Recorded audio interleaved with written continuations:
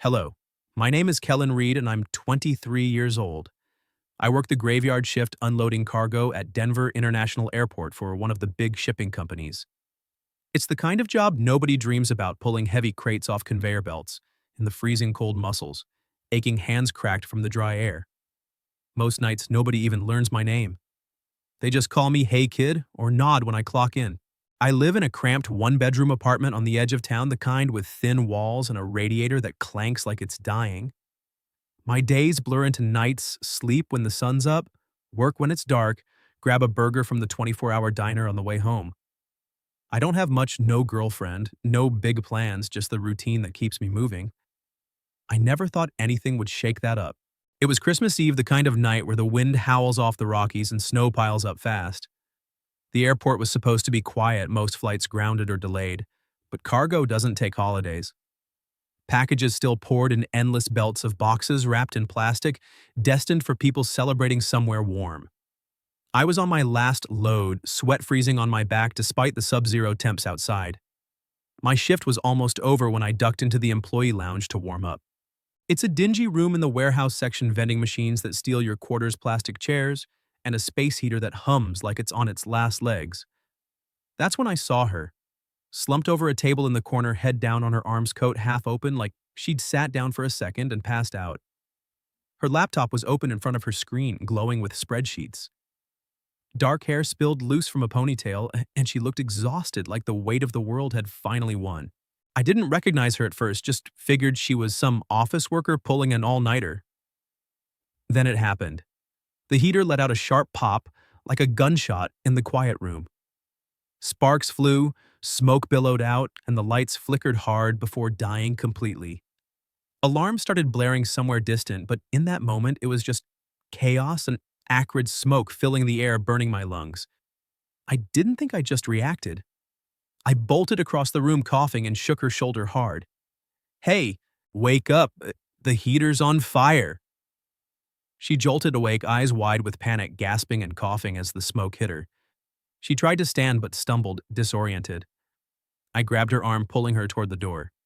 "Come on, we gotta get out." We burst into the hallway, snow whipping in from an open loading dock nearby.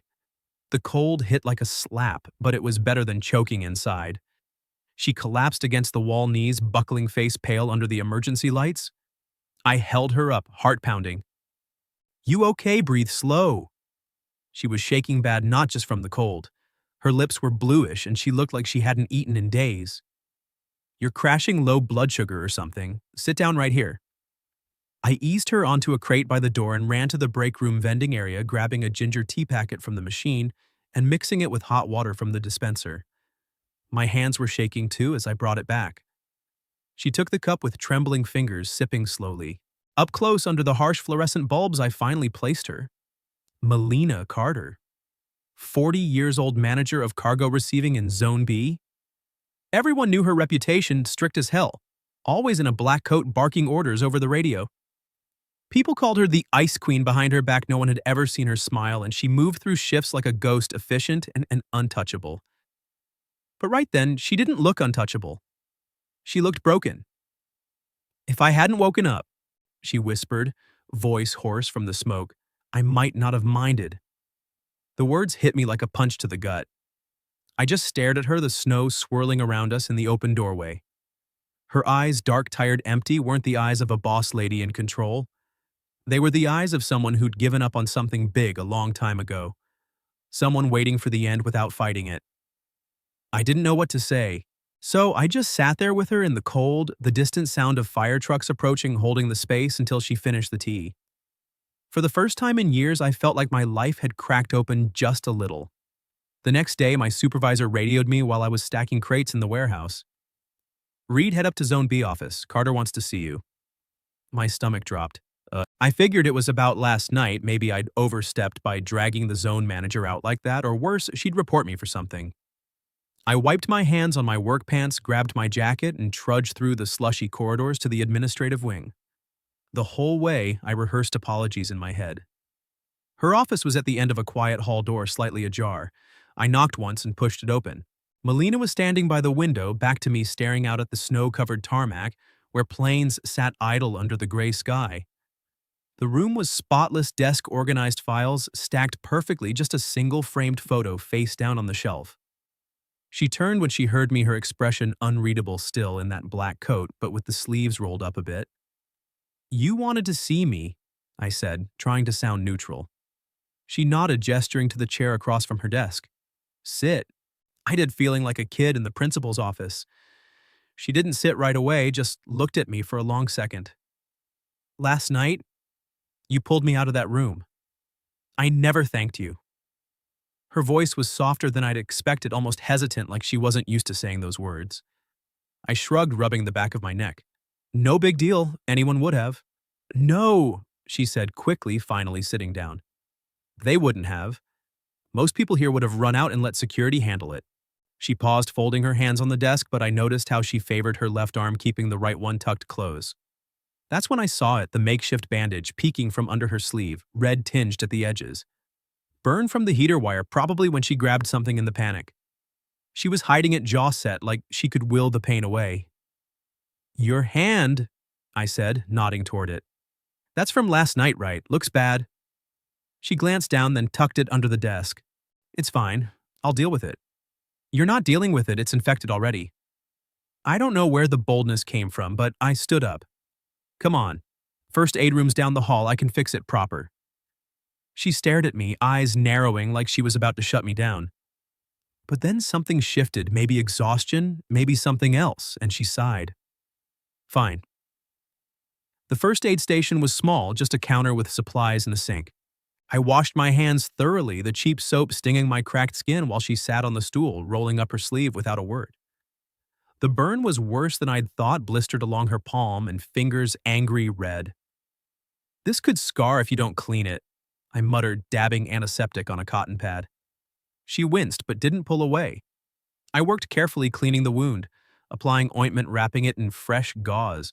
Being that close, I could smell her perfume, something subtle like winter air and vanilla mixed with the faint smoke scent still clinging from last night. Our breathing was the only sound in the room.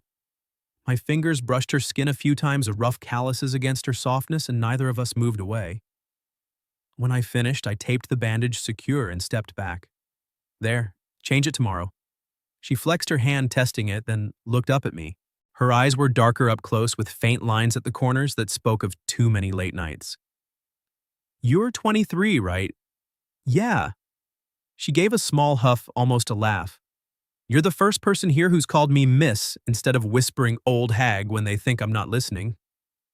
The words hung there raw and honest. I didn't know what to say at first, just met her gaze. Then, quietly, "You're not old." This time, she really smiled. Not big, not forced thing, just a slight curve of her lips, but it changed her whole face. Softened the sharp edges, made her look human, vulnerable. For a split second, the Ice Queen wasn't in the room. It was just Melina, a woman who'd been carrying too much alone. She stood up, smoothing her coat. "You don't have to do things like this again. I don't want you thinking I owe you." But the way she said it, the way her eyes lingered a second too long, told me something different. Like she was testing the water, seeing if I'd step back or stay. I nodded, heading for the door. "No debt. Just be careful out there." As I walked back to the warehouse, the cold didn't bite as hard. I caught myself replaying that smile, the feel of her hand under mine. From that day on, I started noticing her more, catching glimpses across the loading bays, hearing her voice on the radio giving orders. And yeah, I looked for excuses to pass by Zone B. I told myself it was nothing, but deep down I knew I was already hooked on the idea of seeing that smile again. A week later, the storms hit hard. Blizzard warnings flashed on every screen, and the terminal flights canceled left and right, and the airport turned into a ghost town. Most crew clocked out early, heading home to hunker down with family or a bottle. But not Melina. I spotted her from across the warehouse, still at her station in Zone B, hunched over a clipboard under the harsh fluorescent lights, checking inventory like the world wasn't shutting down outside. I was supposed to be off too, but I'd volunteered for overtime, partly for the pay, partly because I knew she'd be there alone. The wind howled against the loading doors, snow piling up in drifts. I hit the cafeteria before it closed, grabbing the last bowl of beef noodle soup they had steaming in the warmer. It wasn't much, but it was hot. I carried it over steam rising in the cold air between the bays. She didn't look up at first when I approached, just kept scribbling notes. Her hair was escaping its tie again, and the circles under her eyes were darker than before. "You should go home," I said, setting the bowl down beside her. "No one's going to care about perfect counts tonight." She glanced at the soup, then at me, surprise flickering across her face like no one had brought her food in years. "I'm fine." "You're not. Eat. Nobody inventory's worth a damn on an empty stomach." She stared at the bowl a long moment, chopsticks untouched. Then her shoulders started to shake. Not dramatically, just this quiet tremble. Then the tears came silent, at first slipping down her cheeks as she poked at the noodles. I froze, not sure what to do, but I pulled up a stool and sat across from her. "I'm sorry," she whispered, wiping her face with the back of her sleeve. "This is stupid." "It's not." I pushed the bowl closer. "Talk to me." She took a shaky breath, finally picking up the chopsticks. "I had someone once who was a lot like you." Her voice was low, raw, like pulling the words out hurt. "He was a pilot. We weren't married, nothing official, just us. No promises, no rings. He flew international routes, gone for weeks at a time. But every Christmas he'd send a message. Something small, a photo from wherever he was, or just thinking of you. It was enough." She paused, staring into the soup like it held the memories. "This year, nothing. Radio silence. I guess that's how it ends sometimes. Quietly." I didn't know what to say. My chest tightened hearing it the way she said it, not angry, just resigned. Like she'd been the one waiting her whole life. "He was an idiot," I muttered. She let out a wet laugh, more sad than funny. "Maybe. Or maybe I was for thinking I mattered enough to be chosen. I've always been the one waiting, the reliable one. The one who stays late, fixes problems, doesn't complain. But never the one someone comes back for." The warehouse felt huge around us, empty and echoing with the wind. Snow tapped against the high windows. I reached out without thinking, covering her hand with mine. My palm was rough from years of hauling crates, scarred and calloused, but warm. She didn't move. She turned her hand over slowly, lacing our fingers, just a little. "You're the only person who's asked if I'm okay," she said softly, eyes meeting mine. "In 6 years here. 6 damn years." We sat like that for a while, the soup cooling between us. She ate eventually, small bites, and the tears stopped. When she finished, she squeezed my hand once before letting go. "Thank you, Kellen." After that night, things shifted in small ways no one else would notice. I'd brew an extra coffee during my break and leave it on her desk with a note, "For the Ice Queen who's not so icy." She'd slip a pack of cookies into my locker, the good kind, with chocolate chips, nothing said. We'd cross paths in the corridors, share a quick glance that lingered too long, or a brush of shoulders that sent heat through me despite the cold. Conversations grew. She'd ask about the job, the politics, the endless shifts, how she climbed the ranks because staying busy was easier than going home to empty rooms. I'd tell her about my life, or lack of it, dropping out of community college, bouncing between jobs until this one stuck. How the nights felt endless sometimes.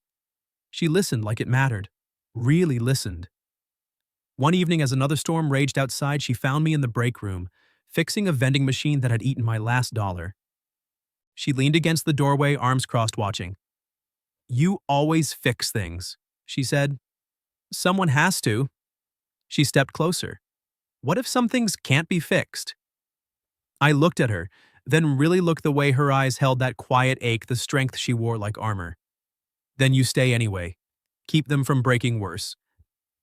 She didn't reply, but the air between us thickened, charged. I wanted to pull her close right there, but I didn't. Not yet. Instead, we just stood in the hum of the machines, closer than we should be. I knew I was falling into something dangerous, something that could upend everything. The age difference, the job, the fact that she was my boss in every practical sense, it all screamed warning. But every time she looked at me like I was seeing her for the first time, those warnings faded. I was in deep, and I didn't want out. It was a few weeks after that stormy night with the soup, and things between us had settled into this quiet rhythm that felt dangerous and perfect all at once. We'd steal moments of quick coffee in the deserted lounge during overlap shifts, or her stopping by my station with some excuse about paperwork.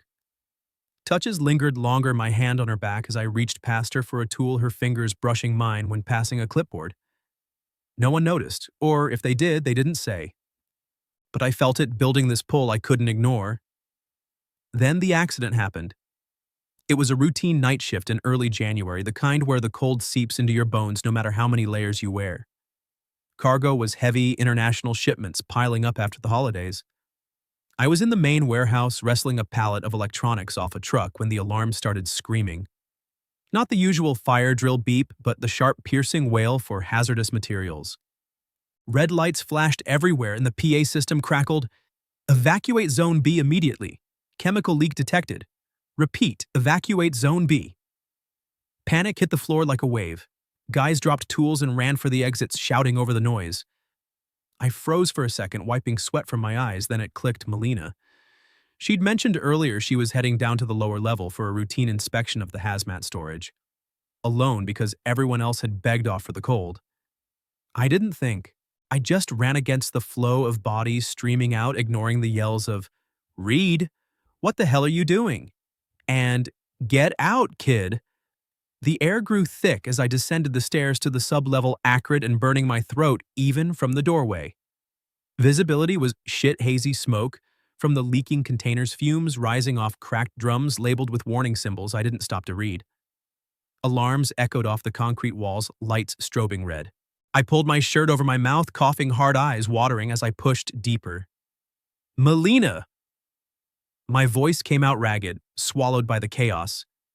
The leak was bad. A forklift must have clipped a pallet upstairs, cracking seals on industrial cleaners, or something worse. The floor was slick with spilling liquid vapors rising fast. I found her near the auxiliary exit, slumped against a rack of shelves, one hand clutched to her chest, the other reaching weakly for the door handle. Her face was pale, lips tinged blue from the fumes, eyes fluttering like she was fighting to stay conscious.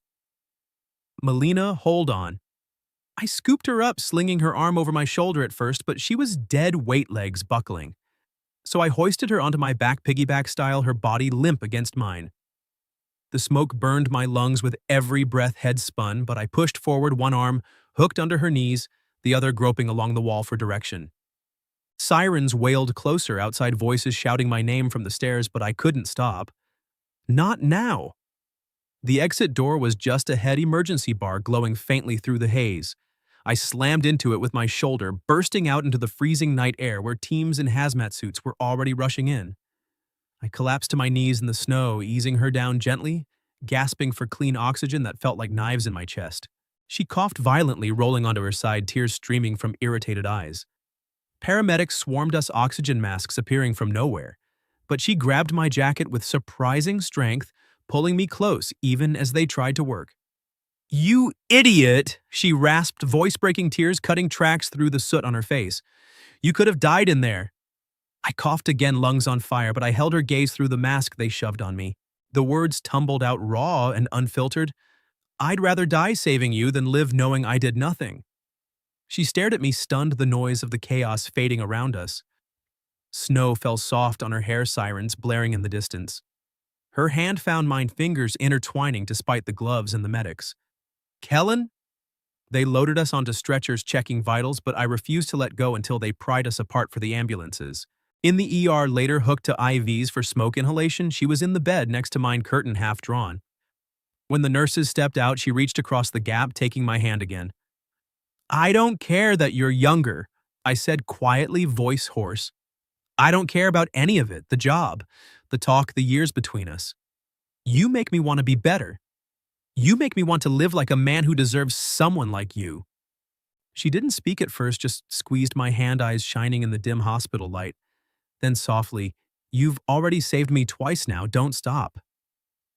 After that night, everything changed. I couldn't go back to pretending this was just kindness or coincidence. It was real, pulling at me like gravity. And from the way she held on, I knew she felt it too.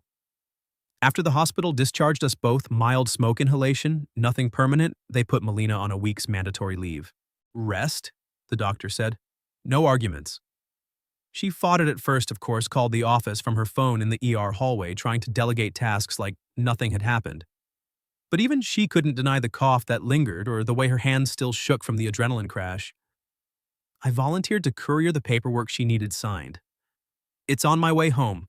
I lied to the supervisor.